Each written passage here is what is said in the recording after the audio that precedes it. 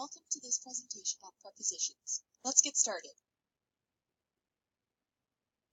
Preposition usage can be tricky because prepositions do not appear to follow a clear set of rules. Often, you have to learn preposition usage case by case, and most prepositions have multiple meanings. Prepositions are connecting words that deal with direction, time, location, and space. Unlike nouns, verbs, and modifiers, which may change form, prepositions never change form. English has a limited number of prepositions. Here are the most common: about, but, on, under, above, by, and so on.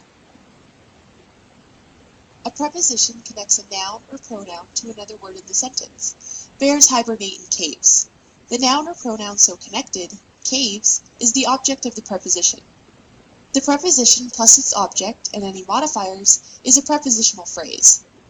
For example, in the sentence, Janet placed a bowl of pasta on the table with much enthusiasm, there are three prepositions: of, on, and with. The objects of the prepositions are pasta, the table, and much enthusiasm. You may have heard that it is not always appropriate to end sentences with prepositions. In formal writing, prepositions normally come before their objects, but in speech and informal writing, the preposition sometimes comes after its object. Here is an example of an exception. What do you want to talk to her about? When you can omit the preposition at the end of the sentence without changing the meaning, you should leave it off. For example, instead of saying, "Where are you going to?" remove the preposition so the question becomes, "Where are you going?"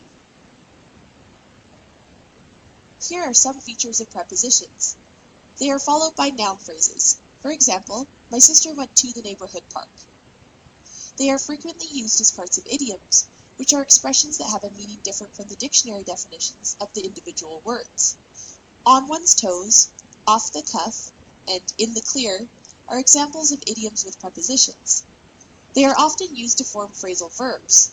These verbs are made up of multiple words, and one is always a preposition. For example, cheer up and break down are both phrasal verbs. These prepositions have dual roles, telling both time and place. For example, the bus will arrive at 7 o'clock. Meet me at the depot. We are visiting my grandmother on Wednesday. She will have cookies waiting on the table for us.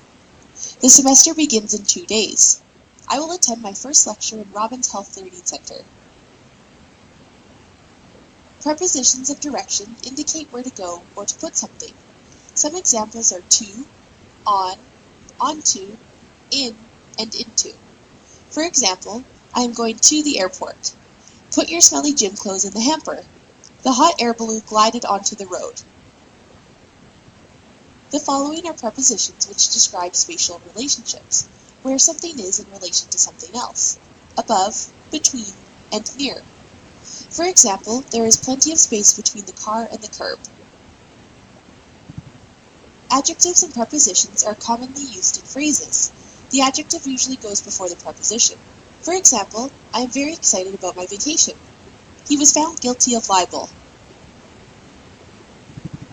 Verbs and prepositions are also used in common phrases. The verb generally goes in front of the preposition. For example, do you agree with the food policy regulations?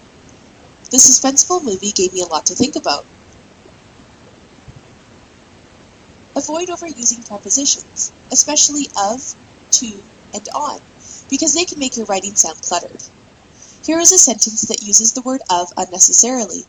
He is the cousin of Fred. This sentence is clearer without the word of. He is Fred's cousin. Sometimes, however, you will need to use the preposition of. For instance, please take a cup of tea to your sister. If you tried to omit of, you might end up with, please take a teacup to your sister, which would change the meaning of the sentence. If you overuse prepositions, it would be a good idea to use the search key on your document and type in the preposition you are concerned about. If you notice that the word of is in every other sentence, you need to edit your writing. You can use a helpful tool called Google Books Ngram Viewer to apply the correct preposition to your sentence. If you use this tool, you can see the frequency of phrases in the millions of books that Google has scanned. Many of these books went through an editing process, so they are fairly representative of standard English.